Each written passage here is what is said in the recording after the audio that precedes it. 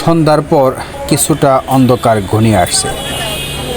রাস্তার পাশে বসে ফুটপাতে চা খাচ্ছিলাম। তন্মধ্যে একটি লোক এভাবেই চলে আসতেছিল। এটা ফিল্মের কোনো দৃশ্য নয়, এটা বাস্তব জীবনের এক জ্বলন্ত উদাহরণ। ওনার মতো অবস্থায় মানুষ ভিক্ষা করে খায়, আর দেখেন আল্লাহ তাআলা উনির দুটি পায়ের বিনিময়ে দুটি দেহরক্ষী দান করে দিয়েছেন।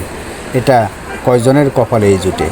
একজন ভালো সুস্থ মানুষের জীবনেও এরকম দুটি দেহরক্ষী নিয়ে চলার মতো অ্যাবিলিটি অনেকের থাকে না, কিন্তু এই ভাইটির দেখেন তার দুটি দেহরক্ষী তাকে সবসময় সেফ রাখার জন্য সদা সচেষ্ট থাকে।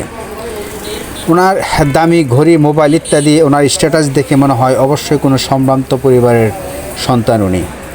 তো উনি হয়তো বিকেলে এদিকে একটু হাঁটতে আসছিল, আমি ওনাকে চিনি না। অনেকে বলল যে উনি শুধু তাই নয়, উনি জীবন যুদ্ধে চাকরি করে, খুব দামি চাকরি। তো ভিডিওটি যদি ভালো লেগে থাকে তাহলে শেয়ার করে